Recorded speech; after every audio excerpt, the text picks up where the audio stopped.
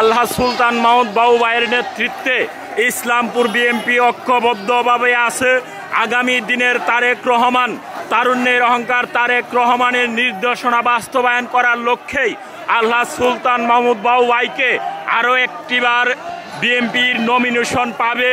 সাবেক সংসদ সদস্য হয়ে 5 বছরে যেভাবে ইসলামপুরবাসীর উন্নয়ন করেছে, এই উন্নয়নের ধারাকে আবারও অব্যাহত রাখতে এবং ইসলামপুরকে আধুনিক একটি ইসলামপুর গড়ার লক্ষ্যে আলহাজ সুলতান মাহমুদ বাবু ভাইকে নমিনেশন দিবে, এই আশা প্রত্যাশা ইসলামপুরবাসী রাখে। সুপ্রিয় সুধী, আপনারা দেখতে পাচ্ছেন আগে একটা লাইভে দেখিয়েছিলাম যে ভিডিওতে, যে লাইভটাতে যে মানুষের 12 মিনিটের একটি মিছিলের এসেছিল। 12 মিনিটের মতো একটা মিছিলের শুরু থেকে শেষ প্রান্ত পর্যন্ত এসেছিলেন সমন্বয়ে।